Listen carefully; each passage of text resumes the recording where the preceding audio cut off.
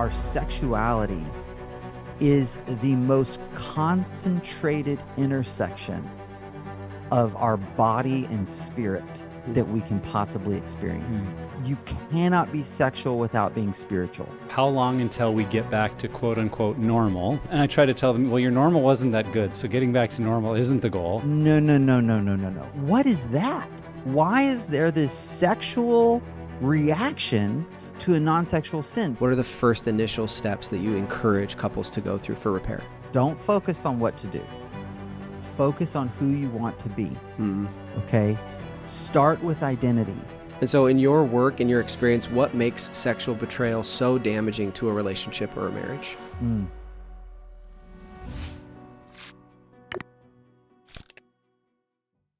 Jake Porter, welcome to the Pure Desire podcast for the first time, man. Thanks for being here. Hey, thank you for having me. Been looking forward to it. Yeah. We have crossed paths several times, our organization and yours, more specifically, very recently at the Sexual Integrity Leadership Summit. Colorado Springs, was at Focus on the Family, was awesome. Got to spend some time with you there. And we have heard you speak. We heard you speak at that event and have heard you speak multiple times. We have a lot of respect for you and what you do, and thought it'd be awesome to get you on the podcast and speak a little bit about what you do at Daring Ventures, but then also specifically to our topic today about repair after relational injury. And as this is the first time on the show, would you just introduce yourself, who you are, marriage, kids, organization, Daring Ventures, the whole thing? Just kind of tell people who you are. Yeah. Well, I'll start by just noting that the admiration and respect goes both ways. I'm a big fan of Pure Desire and the work that you guys do, and I've known about Pure Desire for a long time. Ted used to text me long ago, back when I was in early in my career as a CSAT. I met him, and he heard me speak at a ITAP symposium, and became a real encourager of me, and I've been real grateful for that. And so I'm from Houston, and grew up around Houston. Been here most of my life, except for 4 years of my undergraduate degree that I spent in upstate New York. I was a pastor for 13 years, from ages of 22 until 35. I'm in recovery myself. I got into recovery when I was about 25 years old. Became a CSAT in 2013. So I started recovery around 08, 09, right around the new year of 09. And then did recovery for a few years. And then my therapist fired me and said, you should really be doing this work professionally. And encouraged me to go back to school and get a master's and become a CSAT. And I did that. And in 2017, I left pastoring and went full on into this work. I'm also the husband to Kristen, my wife, and father to Magnolia Jane, who's 3.5, and Lottie Joe, who turned 1 back in Texas March. Names. Those feel like Texas names to me. Very Southern names. But I'll tell you, my wife is from Ohio, and she's the one that wanted the very Southern names. Okay. So, right, fair enough. Yeah. But, I get to lead Daring Ventures and work with a lot of couples. So mostly what I do now is couples therapy in an intensive format with couples who are seeking to heal after the discovery of betrayal. Yeah. That's awesome. Yeah. So, Jake, you mentioned a little bit of your own story and recovery. And just to speak a little bit more to that, this is a very unique area, a very challenging area, still something mainly unaddressed in culture at large. And so it's always unique when someone says, this is the space I feel called to. Like, this is where I'm going to devote my life, my energy, my career. Could you just share a little bit more about why you chose to make this what you're devoting your life to, and helping others in this arena of sexual health and recovery? Yeah, absolutely. When I was 12 years old, when I became a believer, when my faith became personal, and one of the very first Bible studies that I can remember going through in my youth group was the youth edition of what the Henry Blackaby one? Exploring God? Is it Experiencing God? Experiencing God. Yeah. Thank you. Experiencing God. And the principle in that of, don't tell God what you're going to do for him, but see where he's at work and join him there. Yeah. Pay attention to what God's doing around you. That really stuck with me in a powerful way. So um, when I got into my own recovery and noticed that in the 12-step meetings I was a part of and the group therapy I was a part of, people were turning and looking to me, and it seemed like my presence in these spaces um, was being used by the Lord. And so I paid attention. I paid attention. I paid attention to what others were saying, the feedback they were giving me. And so then when I thought, okay, well, maybe I do want to do this work part time, there was sort of a uh, several goals in mind there. One, I was a pastor, and I thought, you know what? If I could make 200 extra bucks a week, that would be awesome. Yeah. I mean, that was literally what It's I a good thought. jump for a That's a pastor. good jump. Yeah. I was like, oh man, that would be incredible. But I thought that I would continue to pastor for the rest of my career and have, a practice on the side. But the demand just grew. In so 2013 I became a CSAT, 2014, 2015, and I really don't even know how it actually started, but like one day I get a call from a couple up in Washington State who heard about me from someone. I don't even know who. And they're like, "Can we come and see you? We can't find anyone who's got the clinical training but is working from this faith-based standpoint." They found me, and they reached out, and then I got a call from a couple in New York State and then Georgia, and then and it and the demand grew, and it was like, okay, God is in this. And it was very fulfilling and meaningful to me, and I saw a lot of fruit. And so because of my own experience, my own recovery journey, my own just observing what God was doing around me, it became clearer and clearer that, I Yeah. think this is what the Lord wants me to do. And when your therapist says you're too good of a client, get out of here, that's probably a good Yeah. indicator too. Fire. Yeah, I was For sure. fired. Yeah. Yes, as a client. Yes. That's incredible. Okay, so specifically with sexual addiction and betrayal trauma, it's severe, and the relational injury it's extreme and has, I think, some unique elements. And so, in your work and your experience, what makes sexual betrayal so damaging to a relationship or a marriage? Yeah. That's a huge question. We could probably spend the rest of our time just digging into that question. Um, the first thing that comes to my mind, though, is that the sexual aspect of who we are, because of the way that God created us, I would say that our sexuality is the most concentrated intersection of our body and spirit that we can possibly experience. Um, you cannot be sexual without being spiritual in some form. I'm not saying healthy spirituality, but Yeah. and I have long argued, describe your sexual life to me, and I can tell you about your spiritual life. But the reverse is true as well. Tell me, let me investigate, let me poke around with your spiritual life, and I can talk to you and tell you things about your sexual life. Sex really is this window to the soul, and that goes back to how God created us, right? The very first command of God, be fruitful and multiply and fill the earth, that required sex. You could not be sexually or spiritually obedient to God without being sexual. I mean, this is absolutely fundamental to who we are. And so when that part of us is injured, when that part of us experiences a wound, experiences a perpetration, okay, it goes as deep as it can.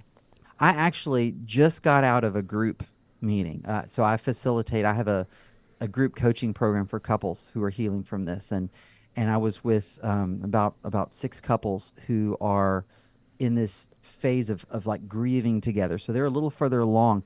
And we spent an hour talking about the sexual wound of betrayed partners, and it was breathtaking. I think it really speaks to what we see happening in society, where the reverse is really true, that we're trying to so disengage sexuality and the body from anything real and meaningful, and just commodify it or make it, well, it's just my body, and it doesn't really affect my soul. And I think we often see that happening, that whatever God has designed in a fallen culture, we're trying to implement the reverse, and seeing the tragic outcomes of it, and seeing the devastation that happens when people have very misordered sexual lives and use it kind of cheaply, or think of it as nothing, when there's a reality that it is deeply meaningful. And I think whether people realize that or not, they're experiencing a soul sickness by what they do with their body. And if we could just see that connection as a culture, man, what a difference that would make. Well, I think that was really good. Jake, you're putting language to, I think it's 1 Corinthians 6, where Paul talks about the uniqueness of sexual sin against yourself. Yes. I've never heard it said that way. I think that was really well said. That's maybe a more practical explanation of, I think, maybe what Paul was referring to. Yeah, and it goes all the way back to Genesis 3, right? So if you think about the story of the fall, that was not a sexual sin. Don't eat from that tree. And I happen to believe, the way I read that text, it was a literal tree. There was literal fruit. I don't think that that's metaphor. Some people read it as, a metaphor for something sexual. I don't. I think there was a tree. I think there was fruit. They ate it. But the consequences were sexual, right? So after they eat of this tree and they fall into sin, their immediate response is they fashion these coverings for themselves out of fig leaves, and they cover their sexual organs, their genitalia. What is that? Why is there this sexual reaction to a non-sexual sin? Because I think it's because that is the most vulnerable part of who we are. It is the most clear insight into our spiritual state. And now that shame has been introduced, because they were naked and without shame, and now they're hiding themselves. Why? Because it's no longer safe for me to be this vulnerable with you if you can disobey God like that. I just saw you do it. Yeah. Wow. And that is that compartmentalization. That's that, okay, if I can just hide this sexual part of me, or if I can just separate this sexual part of me from the rest of me, then I'll be okay. That'll keep me safe. And these fig leaves, they never work. Yeah, we keep hiding until there is rupture. And so let's talk a little bit about that for couples, because that's why many people listen to this podcast. They've experienced some kind of rupture in the relationship, often related to sexual brokenness or addiction or betrayal. So when that happens in a relationship, can a couple jump immediately into a repair phase, or are there other things that need to happen in the time after discovery before a relationship can really move towards recovery? Like, just talk a little bit about that process after rupture. What are the next steps going to look like? Yeah. So when it comes to this rupture repair pattern, it's both this long-term process that could take years, but that long-term process is going to be made up of several smaller cycles through rupture and repair. Yeah. And so the long-term repair of the deep, immediate, obvious wound of the betrayal is going to be healed through stacking on top of each other this series of smaller repairs over these ruptures. And so immediately after the discovery of betrayal, you're not gonna. I think it's silly. I'm going to use the word silly. It's illogical. It's nonsensical to think, oh, well, you know what? We're going to go meet with our pastor and pray through it with him, and we're going to move through forgiveness, and then we're good to go. Like that's a long process to move through all those steps. But there are immediate movements toward repair that can happen. And these are going to, that verse in the Old Testament that says, do not despise the day of small things. Small things. It's going to be small things. It's going to be how I respond to you when you're triggered, how I respond to you when you're reminded of what I did, how what are the ways you see differences in my life now compared to then? How am I using my time, my energy, right? Where am I pointing myself, developing myself, those sorts of things. Yeah. I've heard discovery, the illustration used that's like a brick house that basically explodes. And in order to rebuild the house, you have to lay brick by brick as you're going. So these small sections or these small steps over time. And that approach of maybe going to a pastor or going to a quick intensive just to kind of stop the bleeding, that may mean that we've moved back into the brick house, but it's not rebuilt. It's still shattered and everything. So at least to the addict or the one who's struggling, it may seem like, oh, everything's back to normal. When it's like, no, we're exposed to so many different things at this point. And so I like how you're describing that. Yeah, yeah. It's so yesterday I was working from home. It was a poor choice to decide to work from home yesterday because a work crew showed up to start replacing all the siding on our house. Huh. It was quite noisy. I didn't think it through. They also arrived quite early, like 6 weeks earlier than we thought, but that's okay. Better early than late.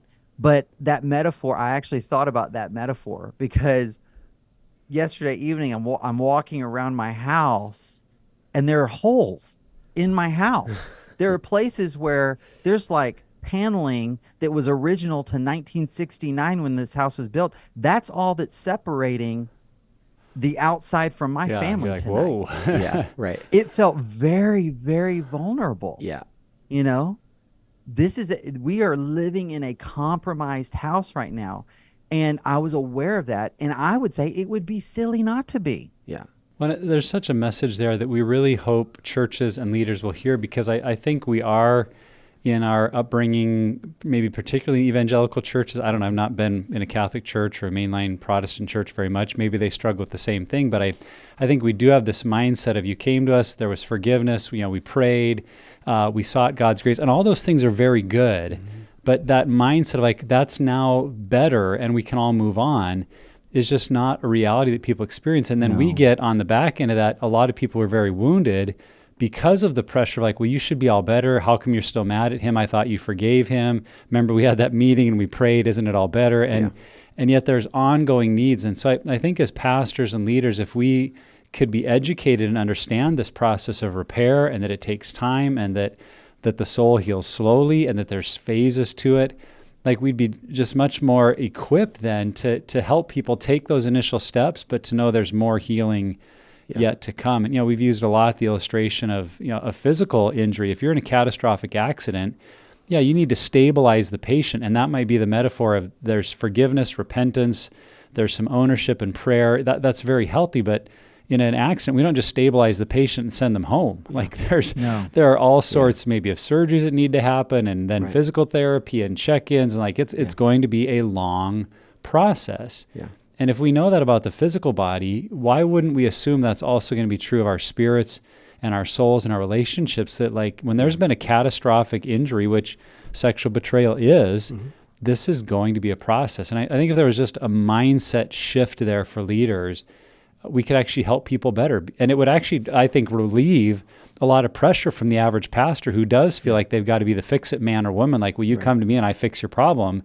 And if we know, oh, this is a long process, God, would you just use me to be one step of this couple's healing? Would you just help me to point them in a better direction towards resources? Like, that feels more doable as a pastor than feeling like, well, I've got to fix them in this one session. So I think there's a mindset there that could help us. Yeah. So Jake, let's press into that. And maybe it is go to your pastor and have that prayer meeting. But in your work and your experience, what would you say are the first initial steps for a couple that discovery, disclosure, significant relational ruptures happened? What are the first initial steps that you encourage couples to go through for repair? Yeah. Thank you. I love this question because it could save a world of additional hurt and additional trauma. I cannot tell you the number of couples who come into my office, and on top of the trauma, just of the discovery and the betrayal and all of that, they have had layered on top of that treatment-induced trauma from, I'm sure, well-intentioned but uninformed mental health professionals, and spiritual trauma from well-intentioned pastors who end up doing harm. And so Yeah. the first thing I say is you got to find a specialist, right? I guarantee you, if I've got a dermatologist appointment coming up in a few weeks, right? I guarantee you, if that dermatologist finds something that's suspicious, and it happens to be cancerous or something like that, I'm finding a specialist, Right. right? I'm gonna go find a specialist. And like you just said a moment ago, if we're doing that with our physical body, why would we not do that with our hearts, our minds, right? And so there are well-trained professionals out there who understand sexual betrayal and betrayal trauma, and you need to find those people first. That's what so find good help. And Pure Desire, I would you guys are a place that I point folks. Go, reach out to Pure Desire, reach out to the AppSats community. There are other resources out there as well, but reach out to us, even if you're not someone we can help, because you're somewhere else or you can't come to work with us or whatever. We will help you connect with someone. We will try to do that. daringventures.com. You can find us pretty easily there. But then once you get some help, some support, the first marker, the first like goal that I put in front of people is a formal therapeutic disclosure process. Yeah. And there's a whole bunch of brain science to this, and we can get in that if you want to, but basically, when someone discovers that their history is not what they thought it was, it sends their brains into this primal state of panic that needs relief. It needs the data to come down out of this state of hypervigilance. It's not obsession, it's not lack of forgiveness, it's not mere rumination. Right. It is a just primary safety Survival. seeking Yeah. response. It is survival. Because if I don't understand what has happened to me and how I've been threatened in the past, how can I possibly predict Yes. and anticipate a coming threat? Yeah. And that's our brain's number one job, is to keep us safe It's and alive. God given. We literally are built with that. Yeah. Yes. In us. Yes. And so it seems, some people I've talked to, they're like, wait, you mean telling her more? She found out and it hurt her so much, so me giving her more of that data is going to help? Yes. Because what that betrayed partner, and I'm sorry I'm using pronouns he and she, because No, it it's can good. go both ways. Yeah. Betrayed men can be betrayed as well. The way a betrayed partner's mind is working is it is spinning, trying to fill in the gaps, and that part of your brain is going to fill them in with worst case scenario. Yeah. And Right. so it can be so relieving, painful, yes, but simultaneously relieving to be given all the data, all the information. Yeah, I think that's another, paradigm shift, Yeah. a change of our mindset, because when I think a lot of strugglers or addicts, the betraying spouse hears that, they feel like the point of disclosure is, it's like confession. I got to get it all out there. It's about me. It's about my shame and guilt and all this bad stuff I've done. When really a more helpful perspective is to say, no, this is actually intended to help my betrayed spouse have all the information, to stop going down the rabbit trails, to know what they're actually dealing with, so that, I've described it as you're creating a floor of the hole that you're in. Because if you have a floor, you can start building up. But if the hole just keeps going and the spouse doesn't know how deep it goes, my wife described it in that season of our marriage like falling down a hole and not knowing how deep or when the bottom's going to hit. And so disclosure, if we could see it as like, man, the goal here is to help my spouse have the full story so that we can start rebuilding from somewhere, that might give them the courage they need to actually enter into the process and not just have it be this shame-ridden of like, well, they're just trying to dig out all the worst stuff from me. It's like, well, yeah, that may have to come out as part of the process, but the goal isn't to shame you or to find out how bad you are. The goal is, let's figure out what we're dealing with so that we can rebuild. Absolutely. Imagine, and I've used this with clients before.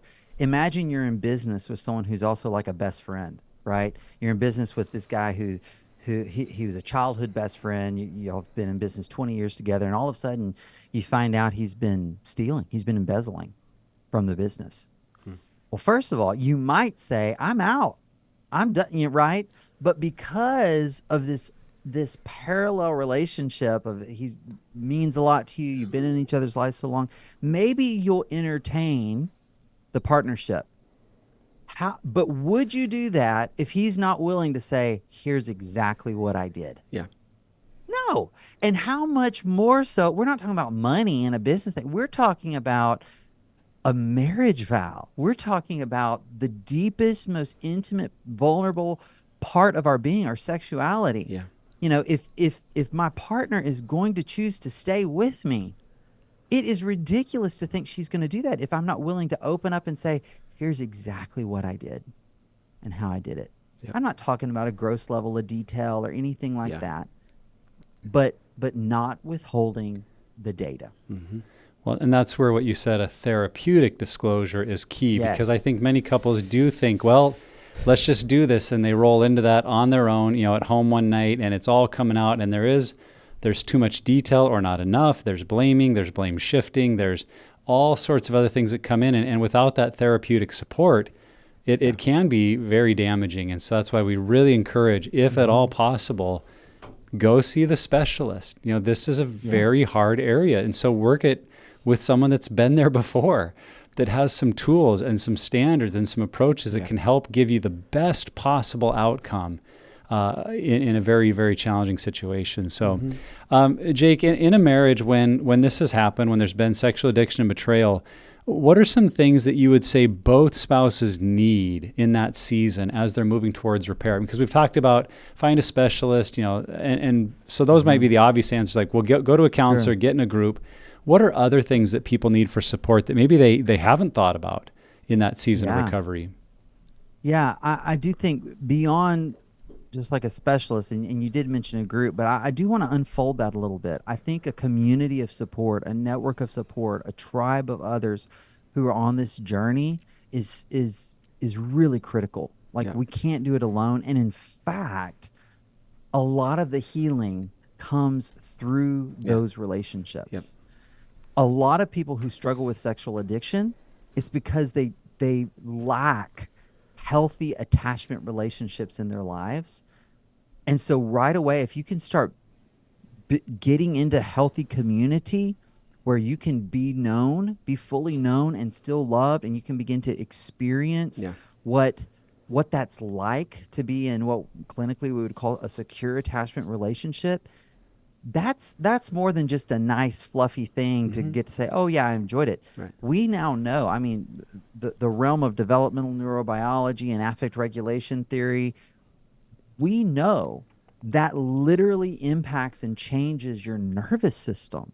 It changes your capacity to self-regulate your own emotions, identify your own emotions, which is the basis for then being able to express empathy to another person, which, to return to your question, that would be another like critical component, critical step is I think that there has to be empathy developed on the part of the one who committed the betrayal, and then expressed to the one who was betrayed. That's not going to sound like defense. It's not going to sound like defending your intent. Well, I didn't mean to. It's not going to sound like explanations. It's not going to sound like, blame shifting. None of that. It's going to sound like, I hurt you so badly. I took so much. I see how afraid you are, how hurt you are, how angry you are, and it makes sense to me. And you know what? I'd rather be with you in your pain than not with you at all. Yeah. Thank you for letting me be here with you in your pain. Yeah. Right? And that's hard to do. A lot of people we work with have to fight every impulse in their bodies, but I say early on, beginning to build those capacities is crucial. Now, that can't happen without sobriety from the acting out behaviors. Yeah. Which I should have started with, actually. Well, yeah. In some ways that can go, without being mentioned, but it is worth mentioning for sure. I think one of the things that you were talking about with the community, the secure attachment, those relationships, I think one of the reasons that's so helpful is because oftentimes when you're going through something, your spouse should be that person that you're having those conversations with at a very deep, intimate level. But when there's that rupture in the relationship, that person's no longer safe. And that's got to come out somewhere. And, in Absolutely. my experience with going through therapy, like, it's great that my therapist understands. He's able to talk me through the situation. He's able to empathize, give me tools and thoughts. But there is a level of like, you're not in my day to day. I pay you to like, Yeah. for your expertise to help me. Yeah. But unless I'm having that play out in horizontal relationships with people in my life, in my community, then that actual, I think it's that horizontal experience of the vertical love of the Father. We don't get that quite the same Right. way. And so I feel like you have to have an outlet to be able to talk about your experience, and then also to be able to receive that acceptance or that empathy and understanding from someone else for both partners, I think is super key. 100%. Yeah. And you're right. Like the person you betrayed is not the person to turn to for empathy or encouragement or cheerleading early on. Right. I mean, that day may come, and I've met a lot of just, I would call them brave, heroic, betrayed partners who actually sincerely desire and do express some of that at some point in the journey. But you know what? It's also important for a lot of is when it's a man who did the betraying to build these relationships, these meaningful relationships with other men, because so often one of the things we see is they've never Yeah. learned to be connected in a healthy, vulnerable, uh, um, uh, intimate way Mm-hmm. with other men. Yeah. And the reality is only a man can make you feel like a man. Hmm. I mean, that's, look across cultures, across different times, in human history, there have been these rituals of, entry into masculinity or entry into femininity, entry into manhood or womanhood. And it was never the women that led the boys in Mm-hmm. to manhood. And and so sometimes part of what that inner drive has been for a lot of men in their sexual addiction, that unhealthy, well, it was a healthy drive that was being Yeah. they tried to meet it in unhealthy ways. The solution is actually they got to get connected to other men. Mm-hmm. Yeah. Okay, so this is a pretty standard question. I think that we get really from both partners, but especially on the front end, I think we get from the addicted or struggling spouse is how long will repair take after injury? And just what are your thoughts on that question? I know there's a lot of different perspectives on that, and I'm sure that's actually not an easy question to answer. But It, when someone it's asks it, not. how do you respond, basically? It Yeah, it's not an easy question, but it is a really important question because you're right. Like I hear that one a lot. In fact, almost every couple that I do an initial intake with, that comes up. Mm-hmm. And the first thing I say about it is that when we're in a state of trauma, shock, threat, we go to black and white thinking. Okay? And that question itself is set up in such a way that it's a little bit based on some polarized thinking. Like one day repair will happen. Check. There's been rupture and then there will be repair. Yeah. And it will be a 0 or a 1, right? And it's not that way. So there are degrees of repair. And actually the felt sense of repair is going to ebb and flow, maybe for the rest of your life. Hmm. Because rupture and repair is not unique to sex addiction and betrayal trauma. Um, it's the human experience. In Yeah. fact, you could see the gospel through the lens of rupture and repair. So it's not so if we're in polarized thinking of we're in rupture and we need to get to repair, that's a little bit unhelpful. So we're going to be moving toward repair. We're going to experience degrees of repair for some time until we get back to a place where this wound isn't so raw and sensitive that it's running our lives. Okay. Now, how long will that take? The standard answer in the field is 3 to 5 years. Okay. I have a bit of a different take on that. Okay. Because the more traditional models of treatment were set up such that the partners are sort of separated from each other initially, and it was thought that you're not going to do marital therapy or couples work around this until you've first done individual work. And in the very traditional models here, you might go a year or 18 months or 2 years individually before you ever really start couples work. That is that's just so painful. It's excruciating for a lot of couples. Now, I will say a lot of betraying partners or addicted partners, they actually kind of like it because they get to avoid some really hard conversations. They get to avoid Sure. facing a lot of shameful, Yeah. topics and that sort of thing. But here's the deal. I created a model called couple-centered recovery.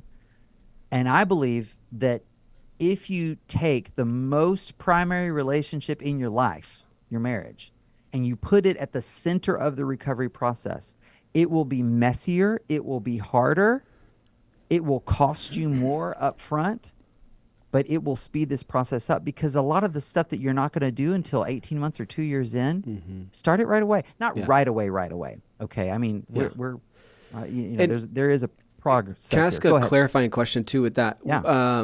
Would you say that model is done best with a professional helping them through that? So it's not something they're just doing on their own, gung-ho, running in, no idea what they're doing. They're just going to try it. That's not what you're suggesting. No. I have a whole model here. In fact, last week I had 2 full days of training with other clinicians and coaches in this model. So, I mean, there's a very clear clinical path Yeah. around this because issues around safety and vulnerability and power imbalance Right. and boundary. I mean, all of that has to be thought through.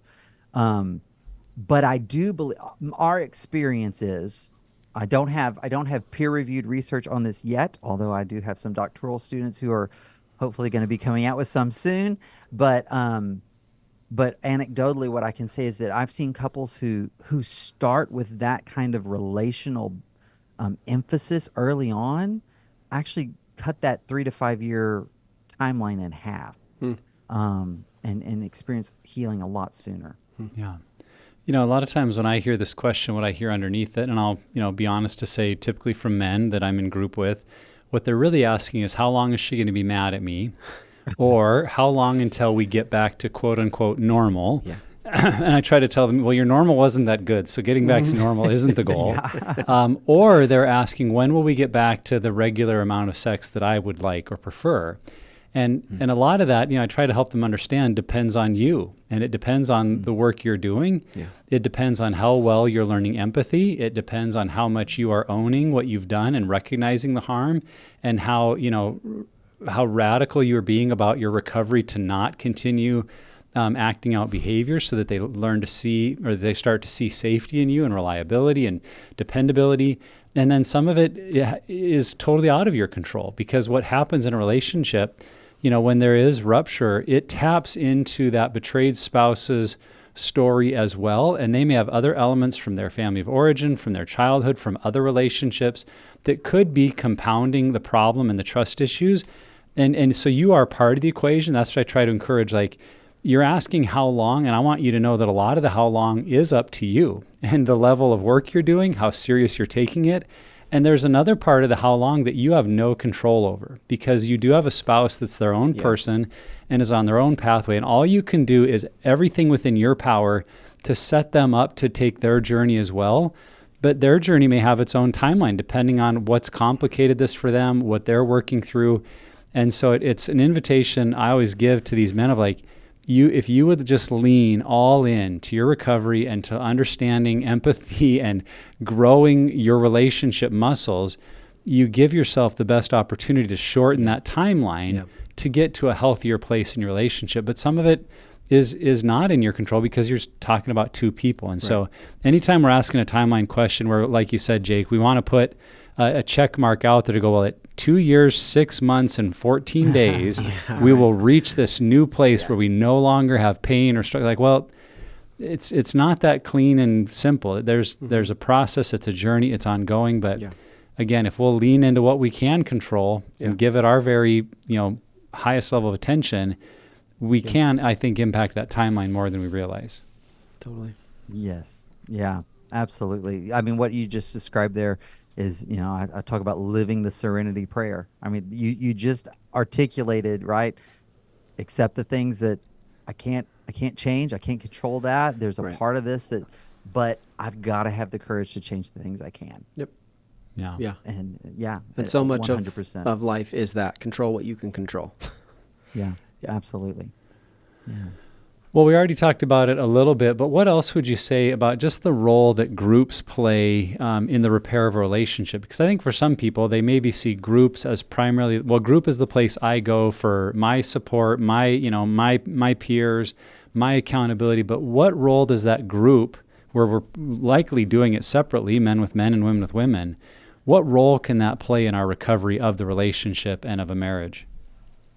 Yeah, it's huge. It's absolutely huge. And in fact, research shows that groups end up being one of the most effective components of a healthy, robust, successful recovery process. Now I want to be clear. I'm not saying that they can always take the place of individual therapy or couples therapy or that one-on-one work, having a sponsor, whatever. I'm not saying groups alone will do it, but when now I only work with couples, but back when I saw men individually for sex addiction recovery work, I I as quickly as possible got them in a group, and I as quickly as possible help them design their recovery so that the group was central. Yeah. So that their one-on-one therapy with me Right. was not, Right. for a lot of reasons. You know what? I'm just one guy. And you know what else? I cost a lot more than a group. And Yeah. you know what else? I don't want them calling me at 10 p.m. I can't have all my clients calling me after hours. Yeah. But if they're in a group and they're connected, so there's so many reasons. But the most profound is what I referred to earlier, and that is the healing that can be experienced in healthy community. Where there's a quote, and I'm going to blank. Harville Hendricks, who created imago therapy, I believe. He said, "We're injured. We're born into a relationship. We're injured in relationship, and then we're healed in Yeah. relationships." Yeah, I know for me it's a part of my story too, but it's like training ground for real authentic relationship, and I think that Yeah. happened when shame was diminished. When shame went down, I was more willing to be open and experience what real intimate relationship looked like in relationships where that rupture had not happened. And so I was able to experience it on like a normal kind of, it's not a normal reason necessarily that I'm in the group, but I'm experiencing a normal relationship of I think how God intended relationships to look like. And so in some ways it almost becomes like a training ground or practice that I take back into my marriage. I'm learning how to be more authentic. Yes. I'm learning how to be more vulnerable, how to be empathetic, how to listen, all of those things. I know for me, that was a huge part of why group was so helpful. It's huge. Yeah, and Absolutely. there are a lot of topics in this category that I think are just easier to see through the window than in the mirror. Yeah. And when I would hear other guys talk about their marriage or something they did and their wife got mad, I was like, well, yeah, duh. And then it's like, oh, wait, I kind of do that too. Crap, Okay. I do that. Right. And it seems so clear when another guy talks about Yeah. it. So there's value that comes in other people's stories and experience, and good and bad. I would say the same thing. Yeah. When they had a period of growth or something that really helped in their marriage, to be able to take that to heart and go, oh, I see how that could help me.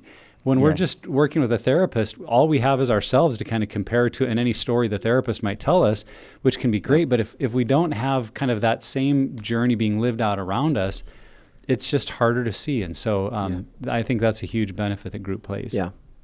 Yeah, it's interesting to think you cannot find, or I've yet to find, a biblical metaphor or image of being a Christian that isn't a community-based metaphor. Yeah. Yeah. Right? You're right. Like, we're members of a body. We're stones in a living temple. We're sheep in a flock. Yep. We're right. I mean, like, we're sons and daughters in a family. Every single one is community based. That is not accidental. Right. Yeah. Yeah. Yeah. Yeah. It's profound. Okay. We've taken up a lot of your time. We've got 2 more questions for you. And this Okay, is let's another hear 'em. good question. And it's, what guidance would you give to somebody who there's been rupture in their relationship, but only one of the partners wants to pursue healing? Whether it's a struggler who's like, I gotta get after this. I gotta take care of this struggle. And the betrayed partner is like, I want nothing to do with this process. Or on the other side, the betrayed partner sees, I need healing, and the addict doesn't. What guidance do you give people in that situation? Yeah. It's actually the same guidance, though it will be walked out very differently Yeah. depending on which side of that relationship you're on. And that is, it kind of goes back to that living the serenity prayer thing. You can't make your partner do anything. You focus on yourself, and you don't focus on what you do. Don't focus on what to do. Focus on who you want to be. Mm. Okay, start with identity. And so, this is why I use a lot of values work, core values. Who do you want to be? Who is God calling you to be? Who are you most truly, Yeah. at your best self? My core values in my life are courage, kindness, humility, and joy. That's who I want to be. And then I am going to give 110% in every situation, regardless of how the other person is showing up, to being that person. Yeah. Now, that doesn't mean be a doormat. That doesn't mean you don't have boundaries. And in fact, it might be the most kind and courageous thing you can do to set a boundary. Yeah. If you're the betrayed partner. Yeah. Best thing for you, best thing for your partner who betrayed you, right? So don't oversimplify this, but you've got to start with your own identity and doing the work yourself. And here's what will happen. It will be incredibly clarifying for you and the other person, because 2 people form a system called a dyad, and one can't change without it affecting the system. Yep. And as you grow and change, the other person might go, wow, oh, huh, okay, that looks different. That looks like it's maybe trustworthy. And they may find themselves moving, shifting, changing Mm-hmm. as a result. They may go, I want no part of that, but it's Right. still going to be clarifying. Yeah. It's still going to be clarifying. Same thing if you're the betrayed partner and you begin living these values, and which may include using your voice in a way that you haven't Yep. before, and setting boundaries and Yep. that kind of thing. Doing that is going to give you more data as you see the other person respond to your changes. Yeah. And what you said, Jake, I think reminds us that the word codependence still has a place, I think, in recovery. And I know we've moved away from co-addiction and codependence as a model, but there is still, and I think maybe more particular for the addict or the struggler, there's a level of codependence that says, I can't be okay with me unless you're okay with me. And that's kind of Yeah. emotional entanglement. And a lot of us grew up in families that were emotionally entangled, and we kind of learned that. And so in our recovery, we may be bringing that into recovery of, well, I can't be okay. I can't recover unless you affirm me, love me, or, you're okay with me. And the truth is, no, there's actually some really appropriate, healthy separation that I can be okay in Christ and in who I am and what God is doing in my life, even if you're still angry, bitter, judgmental, critical, whatever's going on in the other person. And just like you said, because we're in relationship, that will actually give the best chance for there to be healing. Right. If I'm able to bring my best self, not dependent on you to make me okay, because then I can give and love and serve and be present just out of who I am, not because I'm trying to get something from you. And that's ultimately what every relationship needs, is I can be me for me and not to get something out of you. Which ironically is liberating on multiple levels. It's not just liberating from the addictive pattern, but it's liberating to become, to your point, Jake, like who God intended me to be, who I was created to be, who I want to become. And there's neuroscience in that too, that you can't just unlearn a habit. You have to learn something else in place of that. It's, I think of Colossians, the put on and take off. There's this, dual nature to changing behaviors or changing perspective. But yeah, we get this question all the time because, it honestly is offset at times where one spouse is ready to do it and enter into it.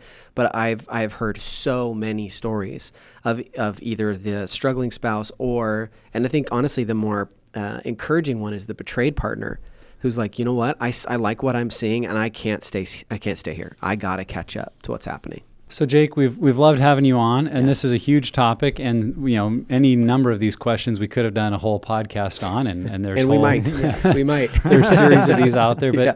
as we get to wrap up our time with you today, what are just some final words of encouragement, direction, advice you might give to a couple in particular that is walking through this season of repair as they look to overcome the rupture and build something new in their lives and marriage?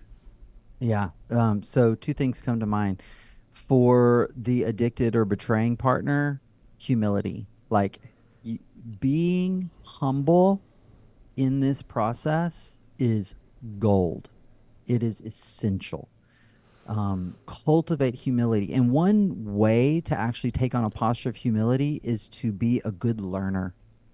Be open to knowing that you don't know everything. Be open to knowing that you can grow in various skills and capacities relationally, with your emotions, with your communication and all of that. And become a student. Become a humble student.